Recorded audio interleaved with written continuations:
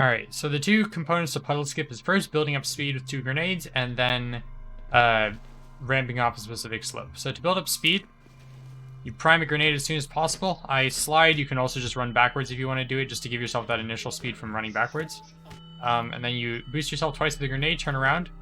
And now, here there's a lot of different slopes you can choose from.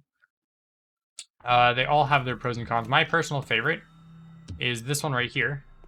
So basically, if I go back over here, there's a mound of dirt that we bounce off of. There's a bump in the road, and if you're going fast enough, you'll just lose the ground as you move off. It's about right, I'd say probably like somewhere right here.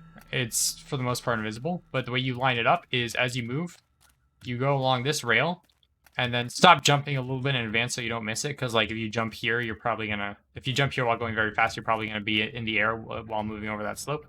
So you follow this rail, and then towards the very end, you sort of strafe into this sign right here.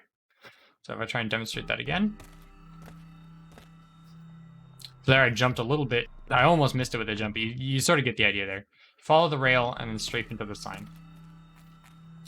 There was too close to the right, since I wasn't following the rail. There I jumped too soon, and I also wasn't following the rail. The save isn't the greatest for doing this, but... if I show it again, follow the rail, and then straight to the right. So the drawback to this one is that you need a lot of speed. So if you see right here, I'm going like 1700. So you need roughly about, it might still be doable if you're at like 1650. You know, if your velocity is at 1650, but generally, if you have 17,000 or higher, it's gonna work. Sorry, 1700 or higher, it's gonna work. So another slope you can do is over here. You bounce off of that, and then go through here.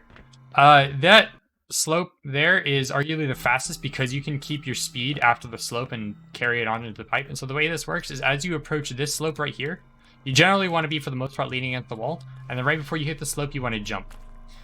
And that's going to give you a lot of air. The thing is, you want to, immediately after hitting this slope, you want to start strafing to the right so that you avoid hitting this. If you hit this, it'll stop your horizontal speed, so you'll kind of just go up and then not go very far and then fall back into the water. But if you hit the strafe right, then you're going to slope off, get height, and keep your speed going into here. To do this one, I don't know exactly the minimum value, but I think it should be roughly around maybe 1,400, I want to say.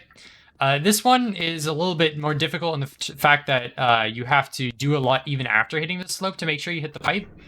But the pro is that the slope is really big, so it's pretty easy to hit. Whereas, like, for example, the mound I showed earlier is basically invisible and not the biggest. Another one that you can do that's a little bit more finicky is ramp off of this little edge right here. So this I know for sure works if you have, like, if you have 1,400 speed, so it might work with the lowest speed of any of these little slow boosts.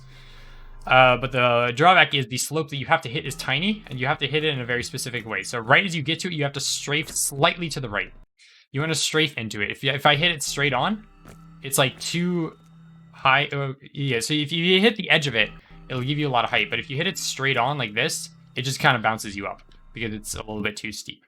So that one is probably the hardest slope to hit, but once you have it hit, you're kind of just free to go. You're most likely going to get onto the pipe, and if you miss it, then you're still probably going to get stopped by that pipe over there.